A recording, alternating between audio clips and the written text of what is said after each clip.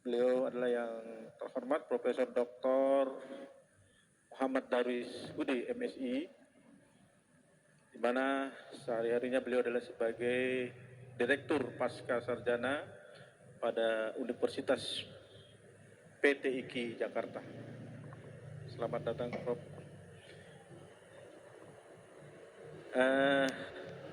Selain beliau juga sebagai Direktur Pasca Sarjana, beliau juga biasanya ya Pak Menteri itu menunjuk sebagai pengawas Dewan Hakim, ya, pengawas Dewan Hakim pada MTQ nasional maupun MTQ lain yang sifatnya nasional, baik itu Korpri maupun yang lainnya. Nah, beliau lahir di Bone 27 Maret tahun 1958. Banyak orang Bone sini. Wow, banyak orang Bone nih. Berarti kita pakai bahasa Bone saja ya kita memberikan.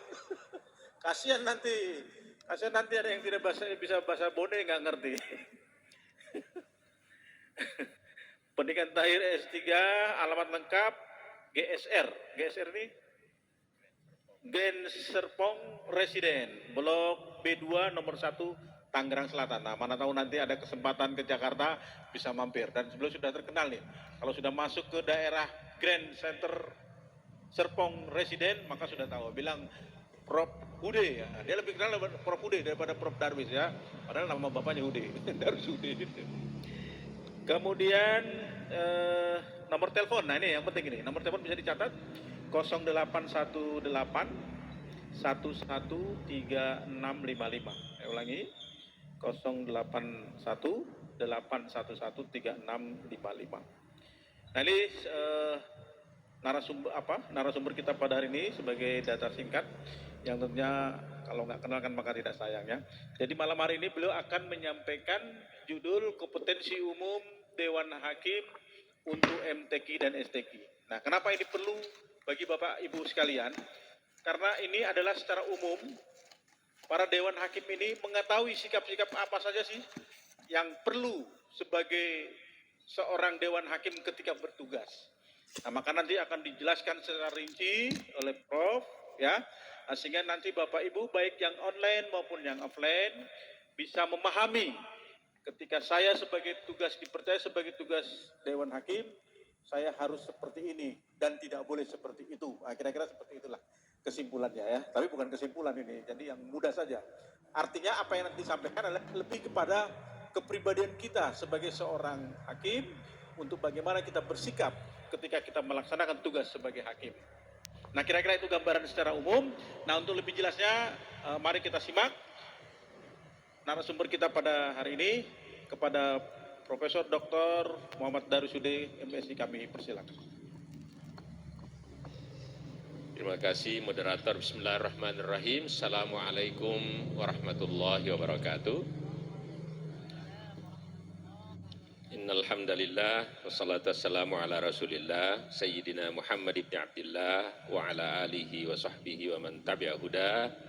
Subhanaka la ilma lana illa ma 'allamtana innaka antal alimul hakim. Para pejabat yang masih hadir, Masya Allah,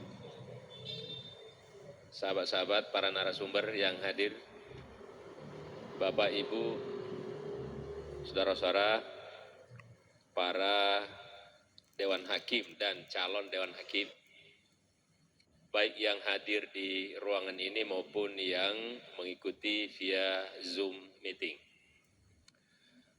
Waktu kita sekarang ini sudah hampir pukul 10. Biasanya saya jam 10 selesai, Pak. Ya, mudah-mudahan setengah 11 selesai. Ya, kalau tidak ada acara pembukaan biasanya pukul 10 itu sudah selesai. Baik, kita ini nanti bahannya akan dibagikan. Ya, jadi tidak usah mencatat, nanti diperhatikan saja. Baik, saya mulai. Jadi topiknya itu adalah kompetensi umum Dewan Hakim, MTQ, dan STQH. apa yang harus dimiliki oleh seorang hakim MTQ. Nah, oleh karena itu, di slide kedua, Bapak, Ibu, saudara-saudara, setelah selesai sesi ini, seharusnya tuh bisa memahami syarat dan tugas Dewan Hakim. Satu, jadi tahu syarat dan tugas Dewan Hakim. Dua, memahami kode etik Dewan Hakim. Tiga, memahami alur rekrutmen Dewan Hakim. Cuma tiga itu. Ya. Nah, jadi nanti kalau ada pertanyaan, harus sudah bisa menjawab ketiga aspek ini. Kita lanjut Pak di slide ketiga. Kita harus memahami dulu organisasi per-MTQ-an. Ada istilah panitia penyelenggara, ada panitia pelaksana, itu berbeda tuh. Ada tim rekrutmen yang biasanya merangkap juga menjadi Dewan Pengawas, ada Dewan Hakim, dan nanti ada yang disebut Majelis Hakim juga berbeda, dan panitra. Panitia penyelenggara, yaitu panitia yang dibentuk oleh tingkat nasional itu oleh menteri, adanya di pusat. Kalau tingkat provinsi oleh gubernur, ya, dan seterusnya. Kalau panitia pelaksana adalah panitia setempat di mana MTQ itu dilangsungkan. Jadi yang mengerjakan, melaksanakan semua persoalan-persoalan teknis itu adalah panitia pelaksana. Lalu ada tim rekrutmen itu juga dibentuk oleh Menteri Agama untuk tingkat nasional, terus berjenjang ke bawahnya, nanti sekaligus biasanya menjadi Dewan Pengawas. Lalu ada Dewan Hakim, ada Majelis Hakim. Apa bedanya? Kalau Dewan Hakim itu keseluruhan Dewan Hakim mulai dari ketua sampai yang terakhir. Kalau Majelis Hakim adalah hakim yang bertugas pada satu cabang musabaqah, namanya Majelis Hakim. Jadi ada ketua Dewan Hakim, ada ketua Majelis Hakim, berbeda. Ketua Majelis Hakim itu mengetuai seluruh hakim, ketua Majelis Hakim mengetuai hakim di cabang yang bersangkutan. Oke, clear. Slide berikutnya, kita masuk pada syarat Dewan Hakim. Ini PMA nomor 15 tahun 2019. Satu, Dewan Hakim itu harus memiliki integritas.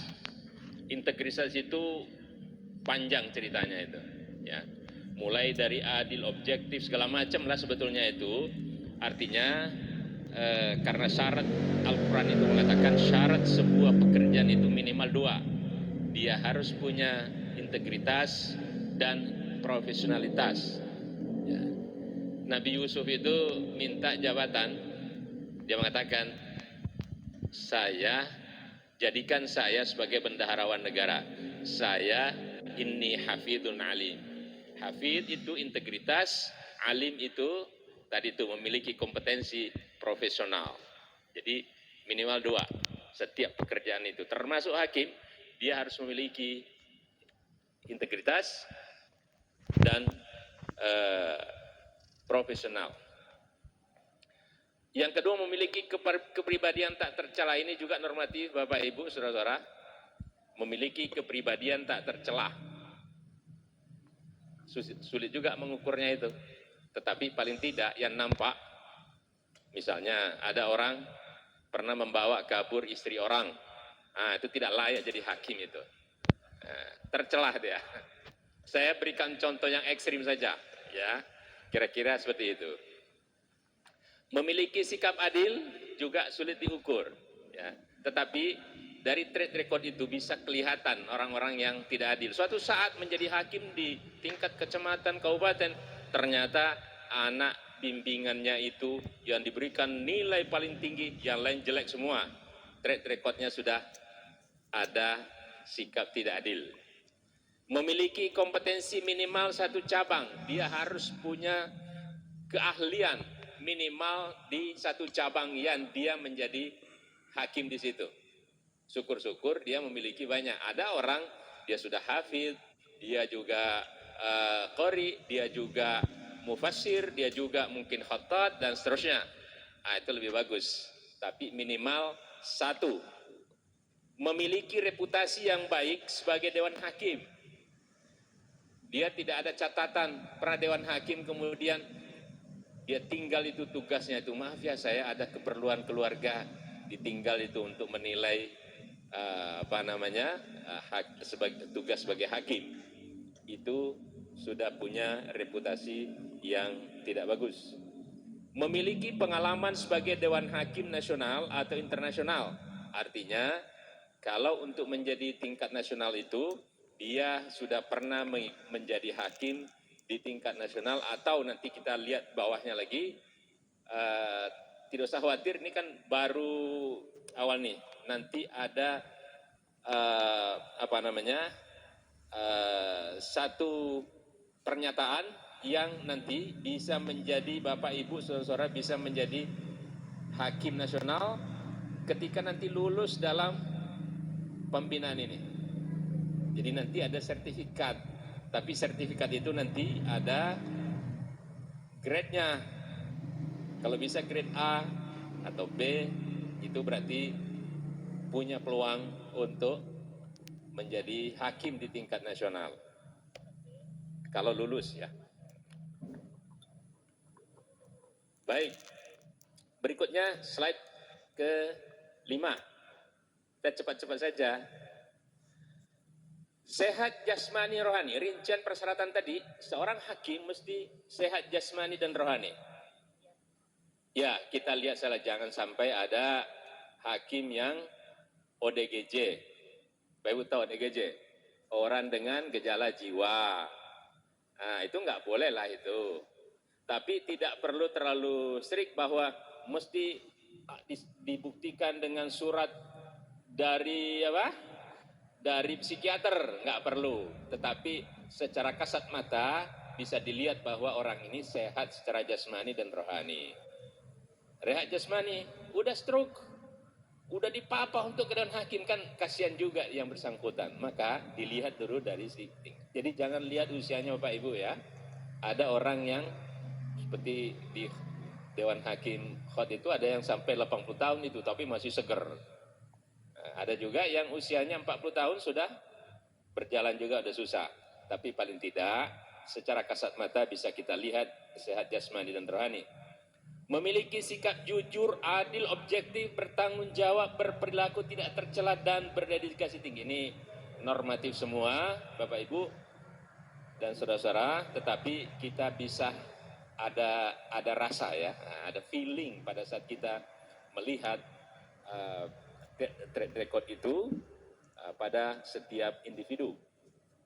Memiliki ilmu yang memadai tentang objek yang dinilai, tentulah ya.